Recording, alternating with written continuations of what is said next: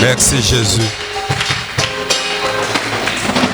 Vraiment ce matin, je suis en train d'abord de bénir le Seigneur. En même temps, je suis en train de bénir mon père, Papa Paul Samuel. Parce que le fait que nous soyons devant vous, ce n'est pas un droit. Ce n'est pas un droit, c'est juste une grâce et un privilège qu'il nous accorde. Parce que par moment là, quand j'étais en train de méditer, je me disais, mais moi, je ne suis même pas assez chevilles pour parler comme lui. Vous savez, tu peux prétendre connaître plus que ton père. Mais ce que tu dois comprendre tout simplement, c'est que dans ce que toi tu penses connaître, il y a une chose que le père peut avoir que toi tu n'auras jamais. Ce que je vous dis c'est vrai. Je pense dans le monde il y a des gens qui ont eu de pères biologiques. Par moment, ces pères biologiques là n'ont même pas étudié, même la première primaire. Mais malgré qu'ils n'ont pas étudié, mais le père là, il est très. On fait naître. Bien aimé, j'aimerais vraiment dans toute ta vie chrétienne que tu mettes la place du Père dans ton cœur. Voilà pourquoi je suis en train de bénir cet homme qui est mon Père. Amen, amen. Amen. Vraiment, je bénis maman Nathalie. Parce que quand je vois le Père en bonne santé, c'est à cause d'elle. Maman Nathalie, que Dieu vous bénisse. Et je profite aussi la même occasion pour vous souhaiter quand même bon anniversaire. En tout cas, l'église, nous devons saisir toujours des moments pareils. Quand le Père est dans la joie, profitons aussi pour nous réjouir avec lui. Nous n'avons pas besoin de voir les fils qui savent seulement attribuer ou bien contribuer aux souffrances du Père. En tout cas, papa, c'est avec la main sur le cœur que vraiment je dis merci pour cette occasion. Je bénis tout le monde, le bureau pastoral. Ce matin, je pense un culte hélicoptère. Nous allons très rapidement parce que nous avons un troisième culte le soir de la célébration du nom de Jésus. Mais ce matin, j'ai un petit thème. J'ai béni Papa Daniel qui nous a béni le matin. Mais j'ai un petit thème que nous allons nous partager qui s'intitule tout simplement la loi de la semaille et de la moisson. Je pense que c'est un thème que papa nous a déjà parlé et reparlé. Mais je préfère aussi ce matin que nous puissions encore reparler sur ça. Nous parlons de la loi de la semaille et de la moisson. Nous lisons en Genèse chapitre 8, verset 22. Tant que la terre subsistera, les semailles et la moisson, le froid et la chaleur, l'été et l'hiver, les jours et la nuit ne cesseront point. Tant que la terre subsistera, les semailles et la moisson, le froid et la chaleur, l'été et l'hiver, le jour et la nuit ne cesseront point. Nous allons aussi lire 2 Corinthiens. 2 Corinthiens chapitre 9. verset 7. J'ai lu au nom de Jésus. Amen. Que chacun donne comme il l'a résolu en son cœur, sans tristesse ni contrainte, car Dieu aime celui qui donne avec joie. 8. Et Dieu peut vous combler de toutes sortes de bénédictions, de toutes sortes de grâces, afin que possédant toujours en toutes choses de quoi satisfaire à tous vos besoins, vous ayez encore en abondance pour toutes bonnes œuvres. Bien-aimés, ce matin nous parlons de la loi de la semaille et de la moisson. Certes, nous connaissons la grâce et nous savons la grâce. Beaucoup d'ignorance de beaucoup de gens, c'est de penser que la grâce a tout annulé, a tout aboli. Mais à ta connaissance, tu dois connaître ce matin que la grâce est venue renforcer. Parce qu'il y a des choses que Dieu a établies. Et ces choses-là sont comme des fondations. Ces choses sont comme des fondations. C'est comme par exemple aujourd'hui, nous sommes pendant la journée. Et bientôt là, quelques heures, nous serons pendant la nuit.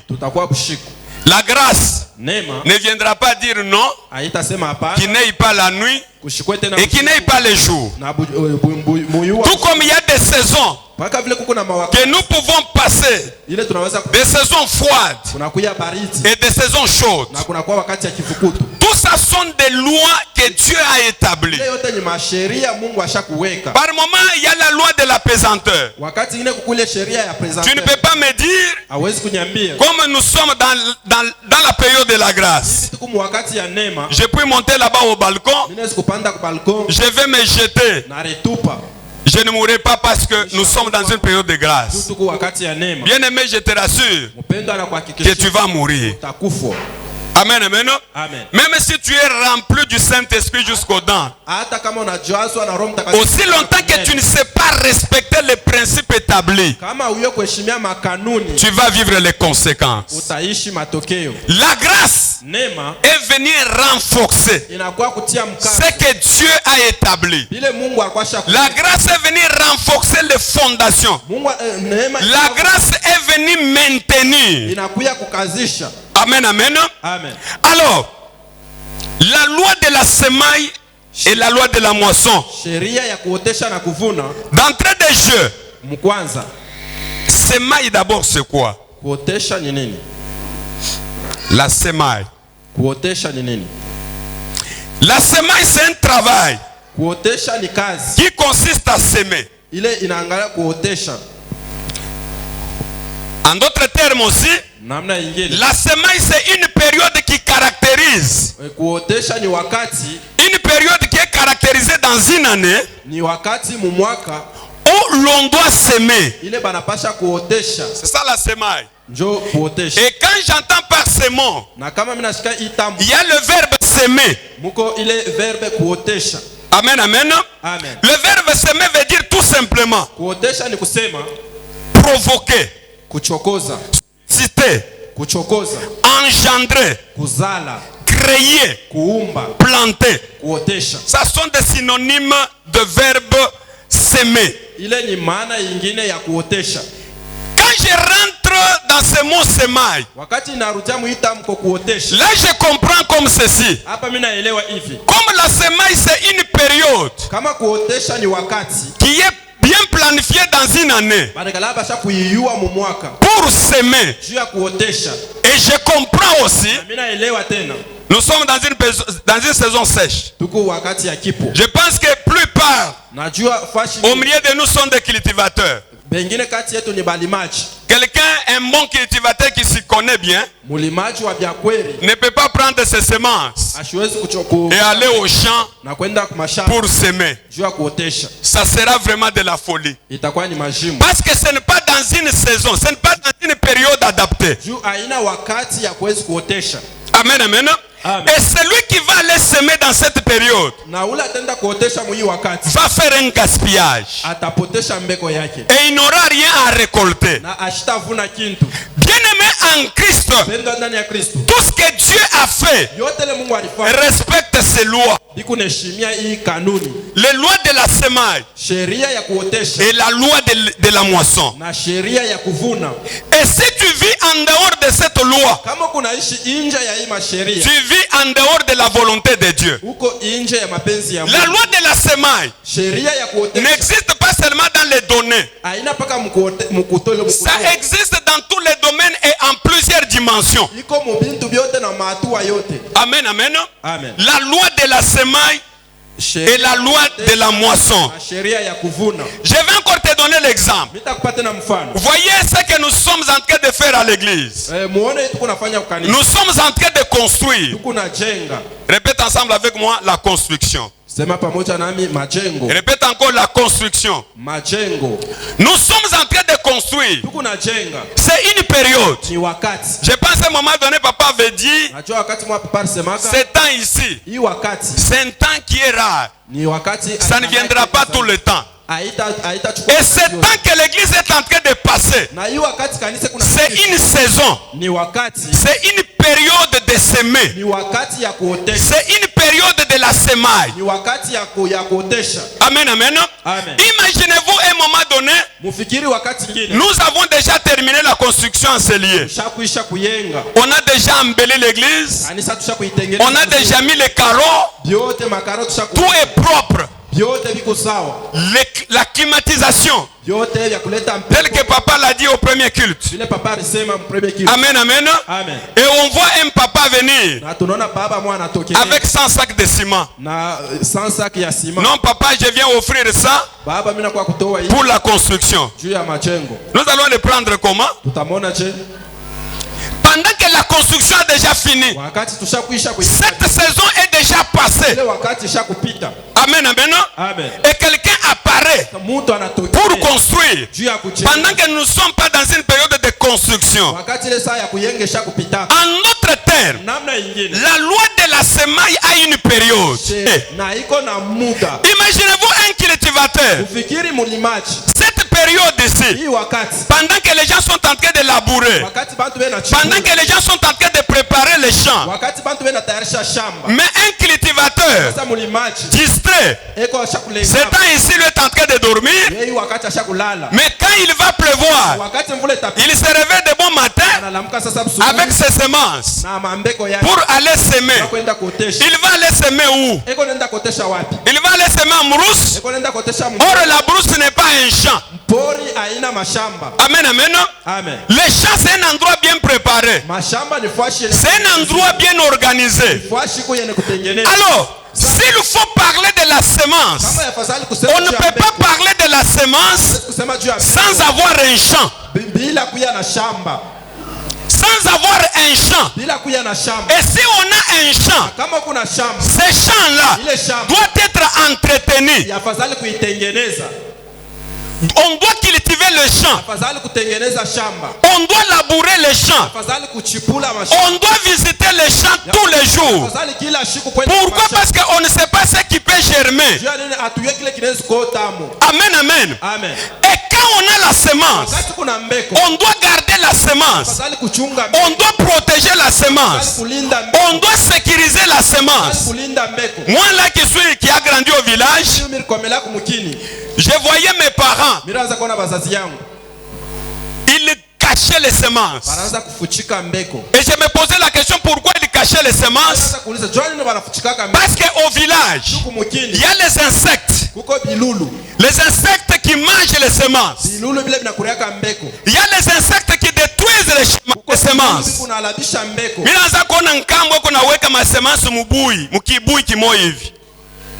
Amen, amen. C'est pour que le moment qu'il doit s'aimer, qu'il ait du succès. Laisse-moi te dire ceci. L'église de Dieu, c'est un champ. Amen, amen. Amen. L'église de Dieu, c'est un champ. Kanisa ya Mungu ni shamba. Notre Père tel qu'il est là, c'est un champ. Ni shamba.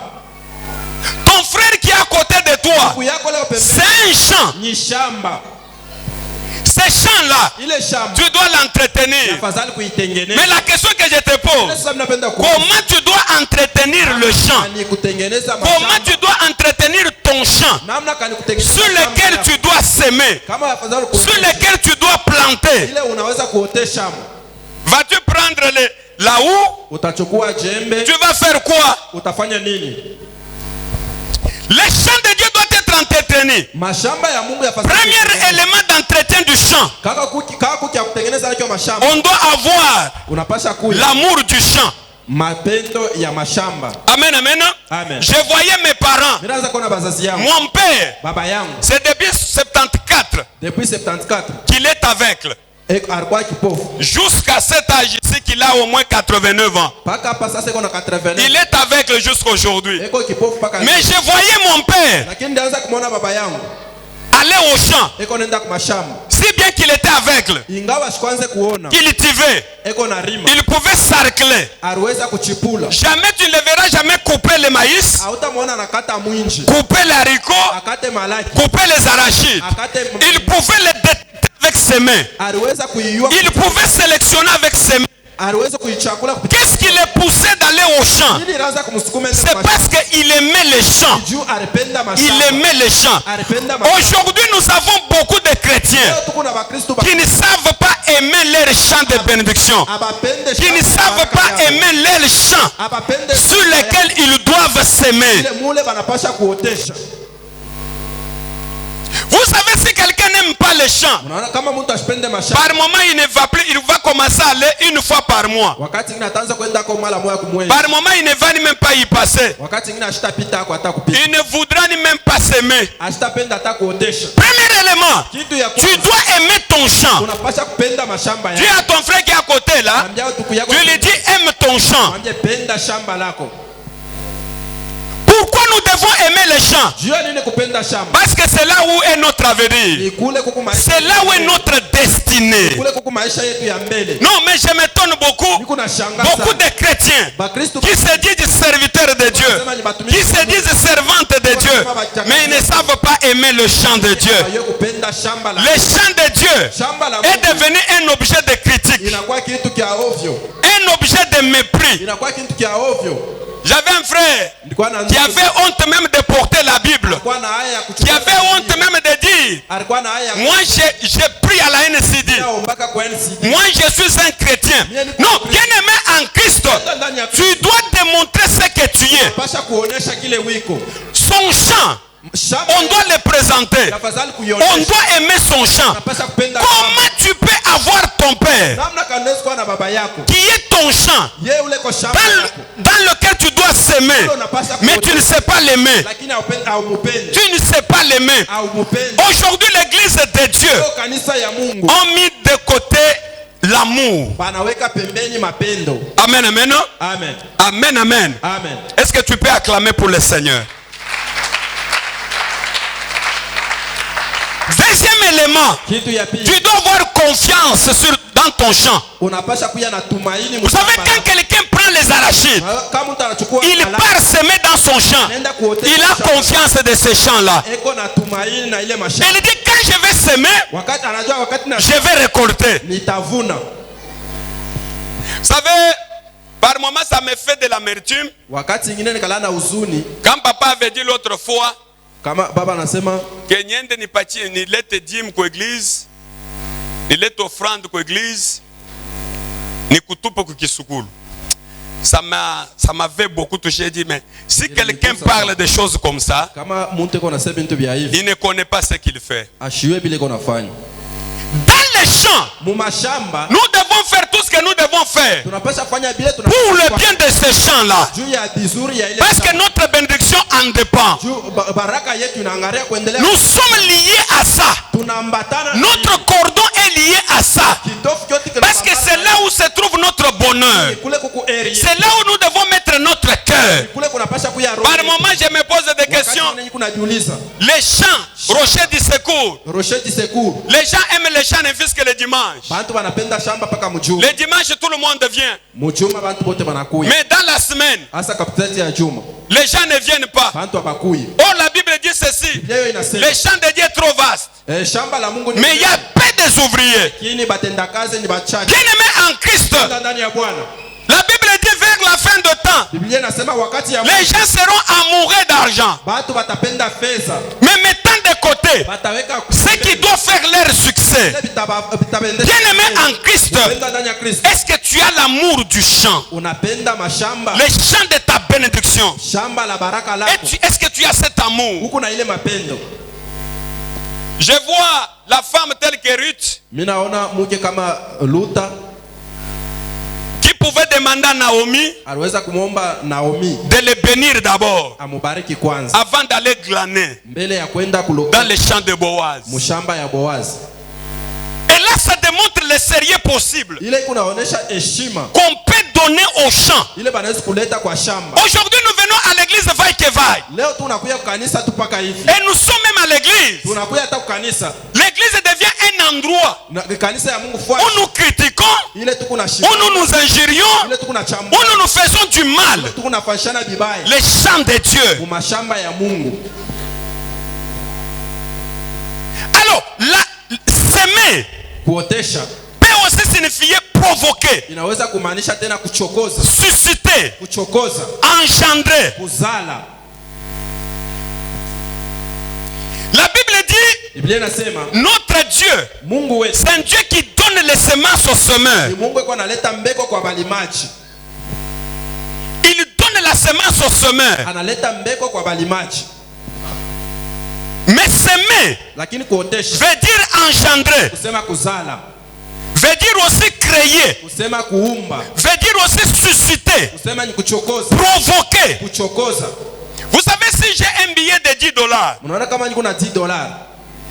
qu'est-ce qu'il faut pour multiplier ce billet de $10? Qu'est-ce qu'il faut pour que ce billet-là engendre encore d'autres dollars? Je dois s'aimer. En d'autres termes, je veux que le billet de $, engendre encore. La Bible dit c'est lui qui épargne à l'excès. Il fait quoi? Il s'appauvrit encore davantage. En d'autres termes, aujourd'hui dans l'église, nous pleurons, nous gémissons. Nous ne savons pas la place de la semaille et la place de la moisson. Quand j'ai un billet de $10, c'est tout ce que j'ai. Moi j'ai vu au village, les gens s'aimaient, mais ils rentrent à la maison, ils passent une nuit affamée. Ils peuvent vous dire, je peux dormir affamé un jour, 2 jours, mais je sais un temps, ce que j'ai semé, ça va germer. Et quand ça va germer, ça ne sera pas un grain, mais ça sera des gerbes. Ça sera des gerbes. Si j'avais donné une semence, mais je vais récolter sur une semence 100, 200, 300. Mais quelle est la place de la semence dans ta vie? Mais il y a des gens aussi qui peuvent avoir des semences. Ils disent que ça sont des semences, mais ils ne savent pas accomplir le travail de ces semences. Quand je pars semer, j'accepte de perdre. La Bible dit si les graines ne tombent pas dans la terre et s'ils ne meurent pas, ces graines-là ne produira pas beaucoup de fruits. En d'autres termes, il y a des gens à qui Dieu donne des semences, mais ces gens-là sont des chiches. Sont des chiches. Ils n'aiment pas perdre. Ils ne peuvent pas accepter perdre. La semence, je peux prendre prendre une semence des arachides. Je le mets ici. J'ai dit ça c'est une semence. Mais j'ai pu faire même 10 ans. Cette semence-là ne va rien produire. Ne va rien produire.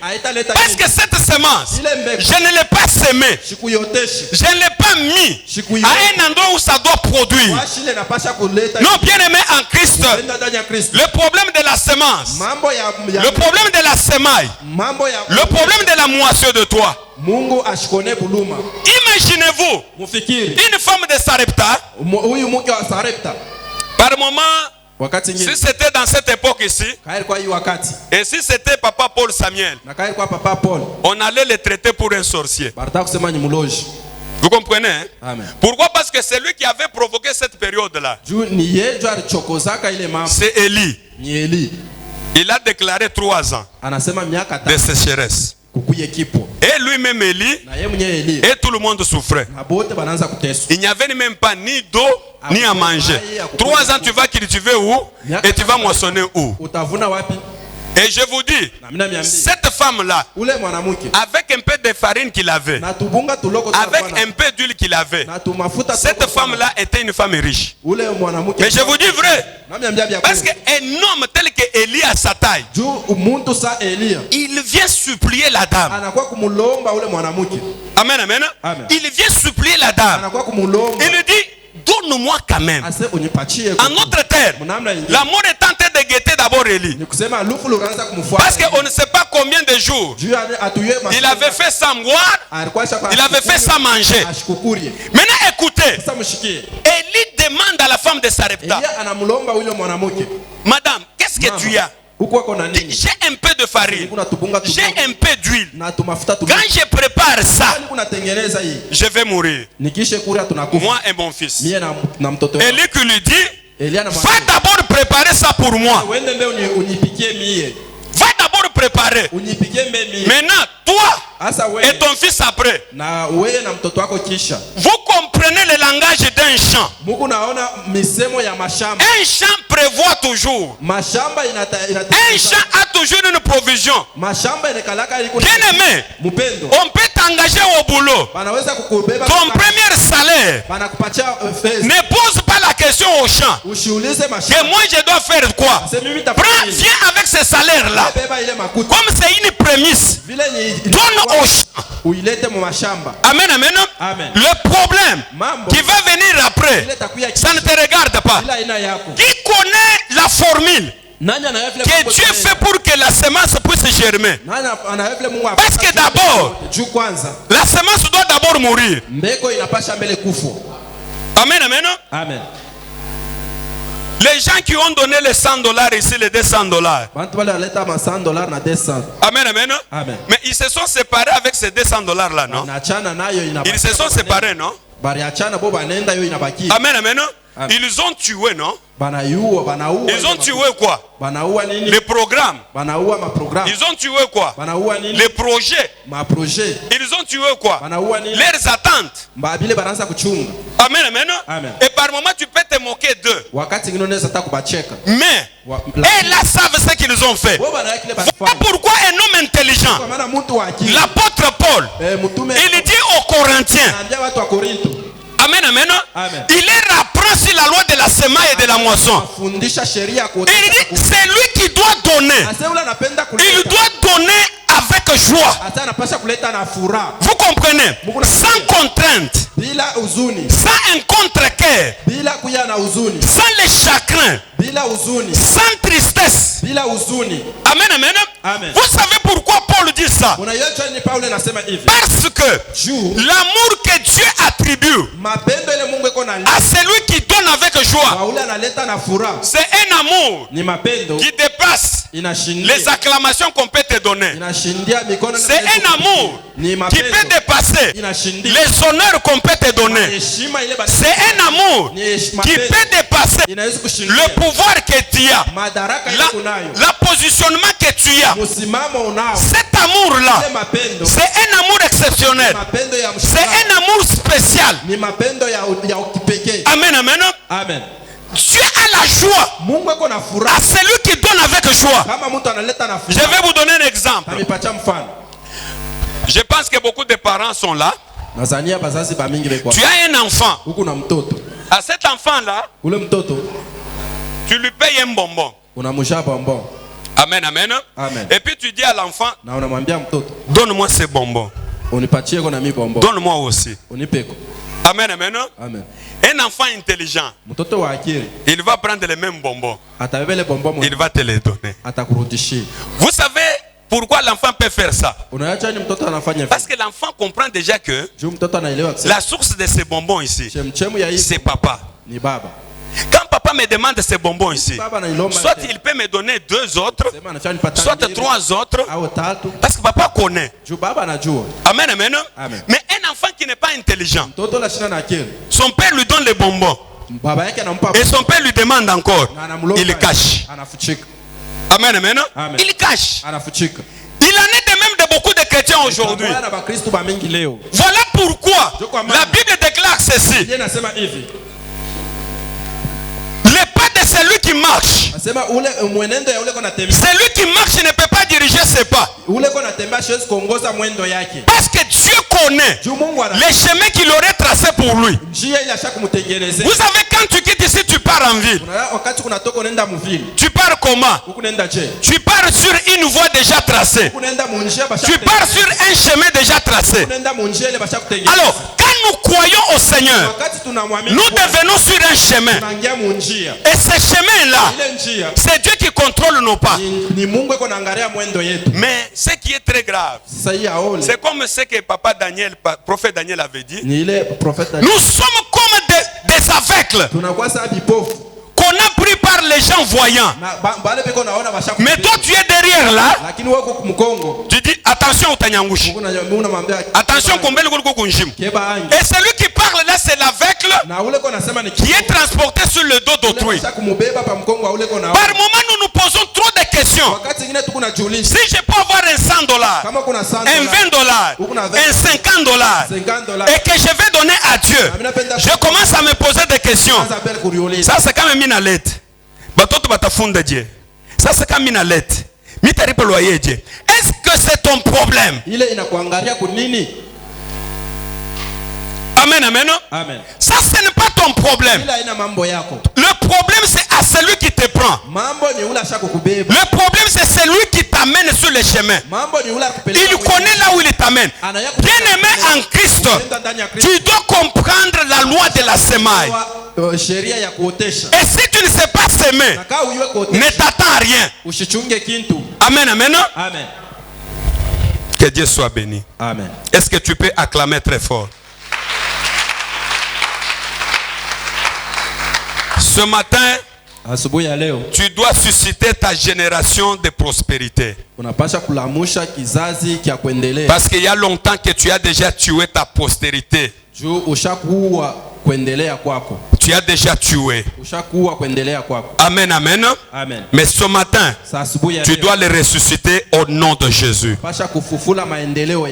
La moisson veut dire tout simplement action de recueillir et action d'amasser en grande quantité. Entre guillemets, des récompenses, des gains et tant d'autres choses. Amen, amen. On ne peut pas parler de la moisson sans que la semaille précède. Amen, amen. La semence est accompagnée de beaucoup de choses. Quand je sème, je dois récolter des choses. Alors, il y a les secrets qui sont cachés sur ces deux lois. Et répète ensemble avec moi la bonne terre. Répète encore la bonne terre. La semence doit être plantée sur une bonne terre. C'est ça l'erreur de beaucoup de gens. Un cultivateur doit d'abord faire le tour de la terre. Il doit se renseigner. Il doit voir des informations. Là où il veut implanter les champs. Et s'il a toutes les informations, En d'autres termes, toutes les informations que nous avons pour connaître si c'est une bonne terre, ces informations sont dans la Bible. Ces informations, c'est la parole de Dieu. Amen, amen. Par moment, je m'étonne. Je rencontre certains fidèles. Un fidèle qui vous dit, papa, je partais en brousse, Djangwa, j'ai rencontré un prophète. Et par moment, ce chrétien-là vous dit, il lui a même remis la dîme. Il lui a donné même l'offrande. Pour quelques minutes seulement qu'il l'a rencontré. Tu ne sais pas celui que tu as rencontré. Si c'est un rosicrucien, si c'est un sorcier, tout simplement parce qu'il t'a dit que tu as porté les chaussettes rouges. Amen, amen. Par moment, ça m'étonne. La semence doit être plantée sur une bonne terre. Ce n'est pas toutes les terres qui peuvent produire. Ce n'est pas toutes les terres qui peuvent constituer des bons champs. Bien-aimé en Christ, je suis venu te demander ce matin, fais bien l'état de ta terre. Et par moment, il y a quelqu'un qui peut être sur une bonne terre, mais il ne comprend pas que c'est une bonne terre. Ça, c'est l'erreur de beaucoup de gens. Amen, amen. Par moment, je me pose des questions. Les gens qui étaient dans cette église ici, ils disent oui, j'étais allé voir le prophète à Kabula Meshi. Je suis en train de suivre quelqu'un qui est en train de faire ma délivrance. Mais je me pose des questions. Il a la tête ou bien n'a pas la tête? Amen, amen. Amen. L'église au rocher du secours, tu es sur une bonne terre. Non, si toi tu ne dis pas amen, moi je dis amen à ta place. Amen. J'ai dit tu es sur une bonne terre. Je le répète encore, tu es sur une bonne terre. Pourquoi? Parce que la vision, quand notre Père, non, ce n'est pas une vision qui est venue dans la sorcellerie, mais c'est une vision qui est venue chez Dieu. Et quand je suis enseigné, je suis sur une bonne terre. Je suis béni. Si je donne mon offrande là ne part pas en vain. Si je donne ma dîme ne part pas en vain. Je pense que je vous avais donné un témoignage. Amen, amen. Amen. Et je ne le cesserai jamais de le dire. Amen, amen. Amen. Je visite papa. J'ai dit mais papa, je vais lui donner quoi? J'avais une petite offrande. Je lui donne seulement. Papa reste, tu vas boire même de l'eau. Mais je vous dis, quelques minutes après, j'étais à bord du moyen de transport. Je vous dis, j'ai effleuré un accident. Et jusqu'à aujourd'hui, quand cette image-là passe dans ma tête, je me dis, mais j'allais mourir si j'avais résisté de donner cette petite offrande. Amen, amen. Amen. J'ai dit, mais j'allais mourir. Pourquoi? Cette offrande a été semée sur une bonne terre. Imaginez-vous, si cette petite offrande, j'avais donné à un ambulant, un soi-disant prophète ambulant, un soi-disant pasteur ambulant, que je ne connais pas si c'est une bonne terre ou bien c'est une mauvaise terre. Vous savez, il y a des gens qui ont même des retenus pour venir parler de leurs problèmes, pour venir parler de leurs affaires. Ils ont des problèmes. Mais si toi tu caches la semence à la terre que tu dois donner, au champ que tu dois donner, mais comment est-ce que tu dois te multiplier? Voilà pourquoi beaucoup de gens sont en train de se faire disparaître, parce qu'ils ne comprennent pas cette notion. Vous savez, quand notre père nous dit, j'ai appris, j'avais appris de donner sur 1000, de quitter sur 1000 francs comme offrande, de monter à 5000, à 10 000, à 20 000, à 20 dollars, à 100 dollars. Vous pouvez croire que c'est de la blague, c'est se faire vanter.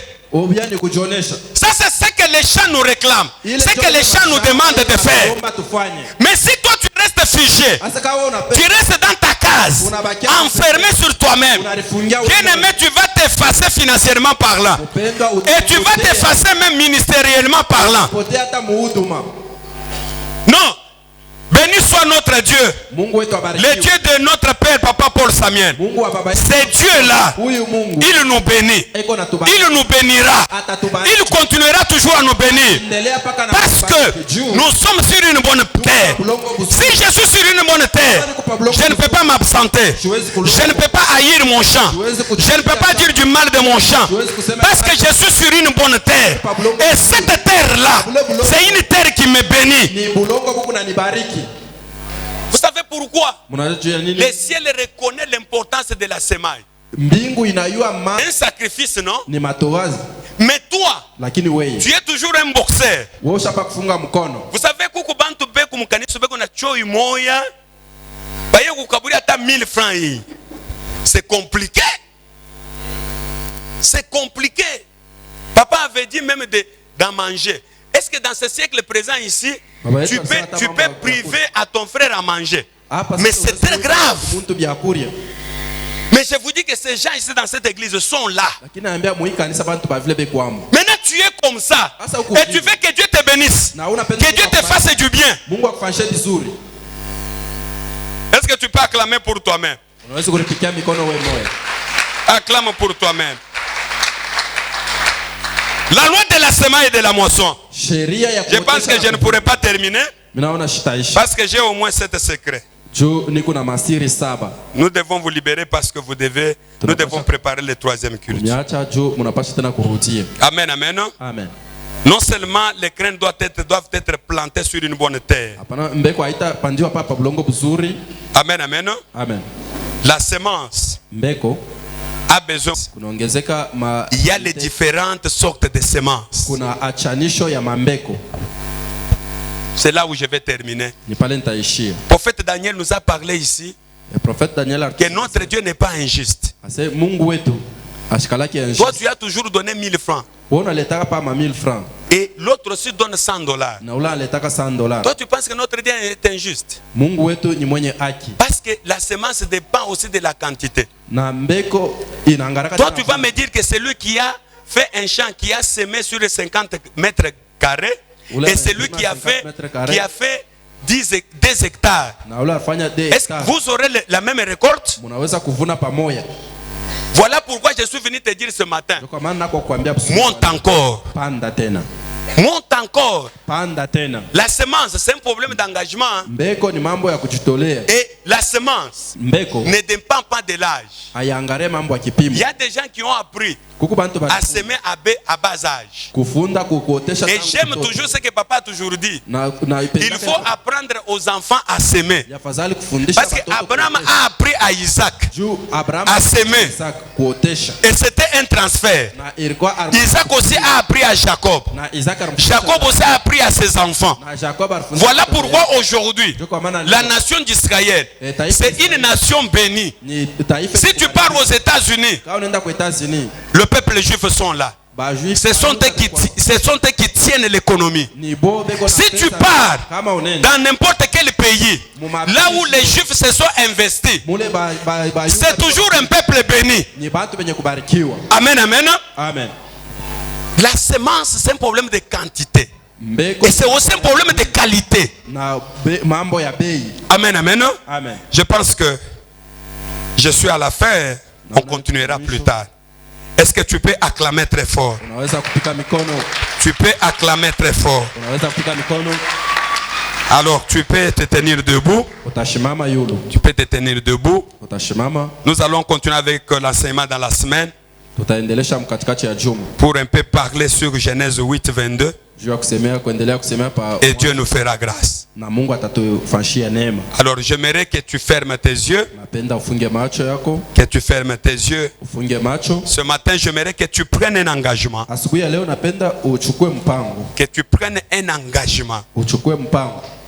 Tu dis par exemple, ce matin, je vais quitter dans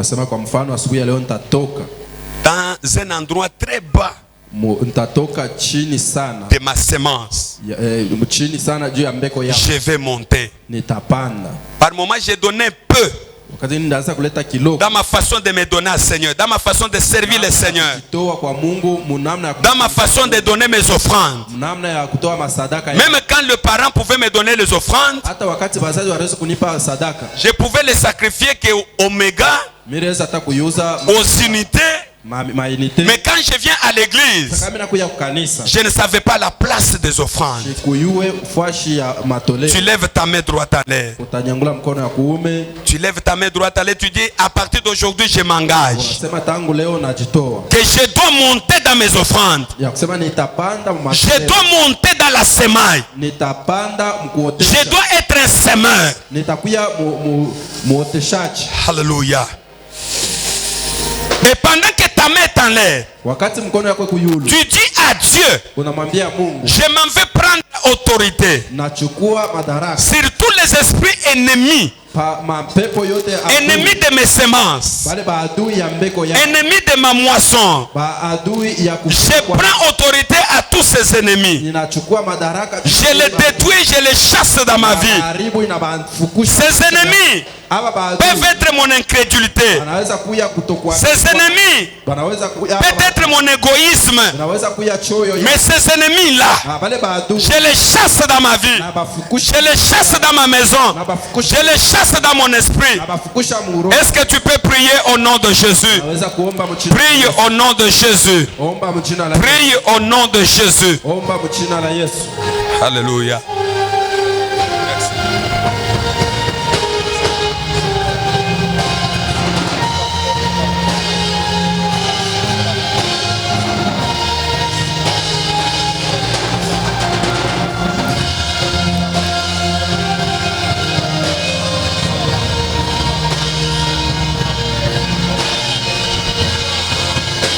Merci Seigneur Jésus.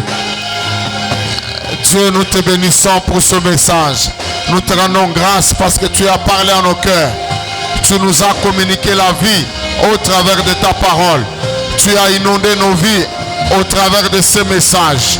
Dans le nom puissant de Jésus. On va prier pour dire Seigneur, répands la bénédiction dans nos vies. On a besoin de moissonner. Nous avons donné et nous méritons la moisson. Élève ta voix, prie au nom de Jésus. Seigneur, commence à arroser. Arrose mon champ. Arrose mon champ. Arrose